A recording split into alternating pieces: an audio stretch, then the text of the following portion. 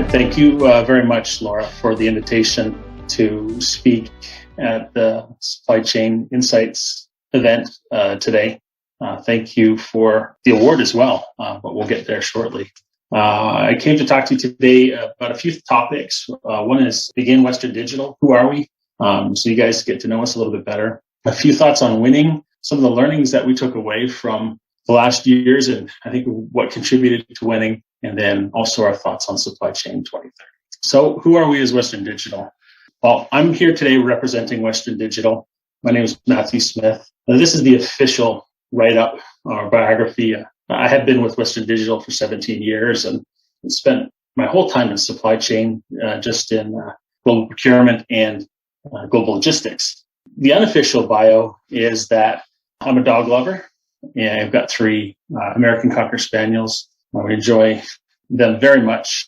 We also love the outdoors. If you don't know, I'm from the Midwest, and my home currently is in Minneapolis, the land of 10,000 lakes. We enjoy, me and my family, going to different lakes every week, again, in the summertime, for as long as that is, and jet skiing and spending time on the water. That really, we really enjoy that. It gives us a lot of fun and activity during the summertime. So let's get on to the official reason why we're here today.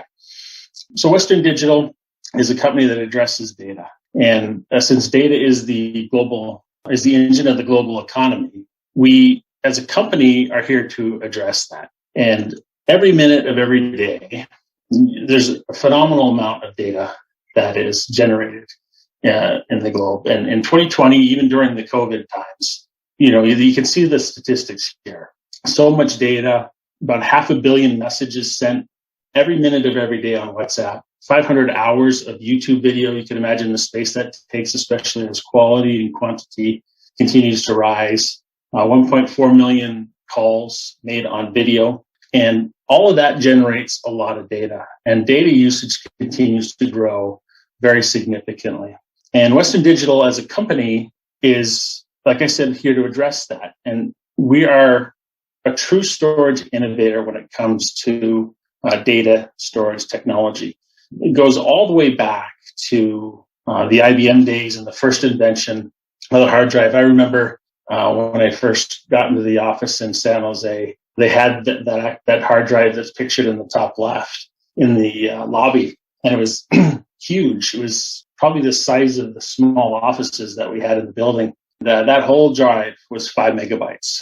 And we've come a long way since then. As you can see through the list of devices that we've got here in front of you, through things like the types of head technologies that were invented, the flash NAND that was invented, and then all the subsequent products. So the flash drives and the SD cards and the micro SD cards, the first external drives and markets, the first helium drive, which really revolutionized, we think, the data storage for the data farms that hold a lot of the data that's generated in the Facebooks and the Netflixes and WhatsApps and everything that we do, through to zone storage and even bigger advances in flash NAND memory technology. So this all leads to one of the biggest and widest portfolios in the data storage marketplace, all under the roof of one company. Like I talked about before, we have products all the way from NAND components, wafers, through to the SD cards, portable storage, NAS, direct network attached storage, to all of the different ranges of hard disk drives for all the different uses that are out there in the industries, from the NAS on your desk to the external drive, all the way through to the data center. And then the storage servers and the JBOD systems racks that fill those data centers. And so we truly believe we have the industry's broadest storage portfolio. We basically are enabling the data for everything that you see and touch and use today through your phones and your TVs and then your work tools that you use day in and day out. And then introducing you to our global supply chain. As you can see, we have a global supply chain. It's a vertically integrated supply chain. So we do manufacture all of the key technology components for all of our products. Most of the facilities, as you can see, are in Asia, with some in the United States. And this does not show the customers and the distribution centers and all of the different facilities. There are hundreds of them globally where our products are crisscrossing the globe using different fulfillment methods, just creating a truly complex global supply chain. And some of the numbers at the bottom of the slide indicate the scale of the supply chain that we operate every day. This is a year's of figures, about more than 500,000 shipments, more than 750,000 orders, 5.6 billion units shipped in 96 countries that we've shipped to. And that's all the things from the little tiny parts moving to the factories, from factories to customers, and then customers back to us. So that in a nutshell is Western Digital as a company. Now I'm going to move into some thoughts on winning. But before that, I wanted to show a bit of a picture of what I thought the last year and a half has looked like. A smart person once said, "A complexity throws the supply chain out of balance." And I think that was Laura. And it truly has felt like we've been really out of balance in the last year and a half. Well, that's 2020, and we're feeling it now in 2021 as well. And this is a true example of what Laura had coined bad complexity. We're operating under that today, and we appreciate the award that came even under these circumstances. We believe that those successes helped supply chain, helped our company enable the successes that we had, and then the award that you guys provided to us. So what was the winning formula? I think it was the transformation journey, but more importantly, our stage and maturity in that journey. I know many of these bullet points show up on many presentations, and they do seem a little generic: harmonized processes and systems, driving end-to-end synchronization, advanced capabilities and technology, the people mindset. And you'll note that that's got a slightly different bullet point to it. It's got a plus and a minus instead of just a check mark. I'll talk about that later. But I'm going to sort of try to illustrate these points in a bit of a different way on the next slide when we go into the learnings. And I'm going to do that with a story. But before that, these points, I think, really helped us capitalize on market opportunities that came through the data that were the basis for the award. And we definitely had our issues, like all of you did. And I believe that some of the things that we did as a company helped us minimize those issues, minimize those negatives over the last year and a half. So, like I said, I'm going to take you through a little bit of a story, a little bit of an example to demonstrate, illustrate how what we did ties into these more generalized points. So I'll take you through a tale of a fateful trip, which actually ended up being a little bit longer than a 3-hour tour. I'll show you how things played out. It ties these slides together. And it's our transportation and trade transformation journey. So really, project was called Project Trailblazer. And it was really the first project that brought 3 distinct companies, Western Digital, HGST, and SanDisk together in one operational execution system, but very specific to logistics, more specifically to transportation and trade operations. So we established a team structure, a new team structure, a center of excellence to lead the transformation, and then a control tower team that would run the operation in an entirely new way. So we really changed the model of how we operate. And we moved from, standard processes at the time of spreadsheets and phone calls and emails and texts and multiple systems and tools of varying capability into a standard end-to-end and automated process. So we established a new foundation for transportation and trade operations within the supply chain. And that foundation was more than just those systems. It was the establishment of the processes. It was the data lake that came along with it because of all the new data that was being generated. The new teams, the new processes that we could now build upon with advanced capabilities and technology.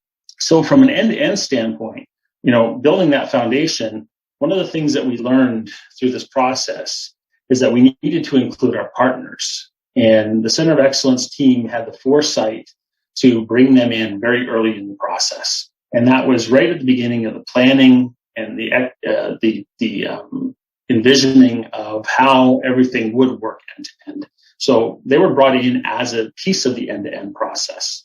And I can truly tell you, it wouldn't have succeeded without them being in the room with us. So from that point, something else we learned on an automation standpoint is that automation allowed for advanced capabilities that compound on each other. And so we've got these new teams thinking and then operating. We've got this foundation with all those pieces. We've got all this new data coming in. We've added an analytics layer to it, which is also part of the foundation. We're adding machine learning capabilities. And that really helped us in the 2020 time period because, as you all know, the logistics industry was very disrupted and continues to be very disrupted. And our customers were the ones suffering to a certain extent because of delayed lead times, higher costs, and sometimes an inability even to get the capacity to move products. And so what we had to do is reach out to the Center of Excellence with a problem. We needed to understand how we were shipping on certain days. And so that what they did is they took all of the data that we had from all of that foundation, and they built a tool in a very quick time frame, 1 to 2 days, with some of our data scientists. And that enabled us to see and very quickly plan for a whole new way of buying airspace and engaging capacity in the marketplace. And that's what we call our block and lock program. And really, it's just dedicated airspace on chartered aircraft within the market, part charters.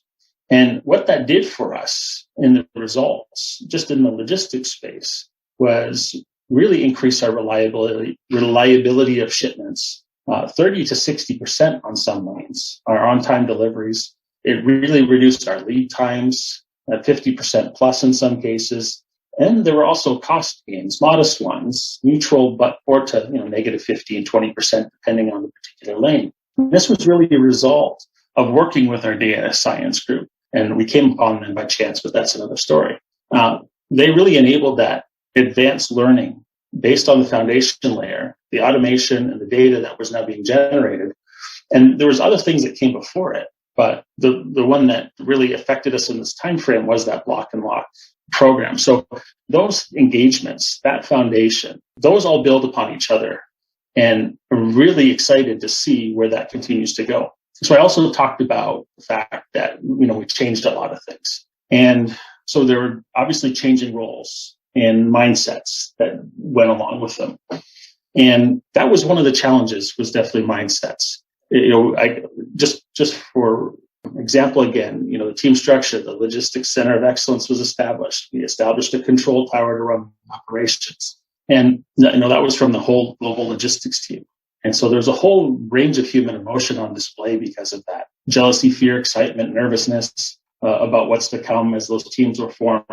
And, some of that was a result of the fact that groups of people were being put into place to do new things and exciting things. And so, there was some resistance to that. And because of the processes that were changing, that also impacted people in logistics. And there was definitely, obviously, a big supportive piece from our leadership team. But even within logistics, there was some pushback, some things that were in our way. But my learning from this specifically was that we had to stay the course and continue to push through, try to continue to convince those that were not being convinced of the possibilities, of the benefits of the change. So stay the course, because the opposition really doesn't go away. There's always opposition to change, and we just need to stay the course. And then finally, I can't leave this slide without saying something about having fun. And I'm going to paraphrase this because I don't have it directly. But someone said, if you have fun in your work, you never have to work a day in your life. And through this journey, there's been a lot of fun moments, and it needs to be fun. I learned to have fun at work. That wasn't always the case. So, just examples like from the snack cart during the planning, long hours working sessions in the project phase, to the party bus in Thailand when we had an event go live of that particular phase, to even the fun of realizing the vision and seeing that it's working, and then understanding what then comes after that. Have fun with what you do. And from this particular example, what happened in transportation and trade, it just illustrates at a micro level what's happening at a micro level within Western Digital. that ties back to the slide that you saw before with those more generic points. So there are stories like that throughout Western Digital that I think help contribute to the success that we had. And again, we really appreciate the award in 2021. So I'm going to move on a little bit to our view of supply chain 2030. What I've put here as a personalized supply chain question mark.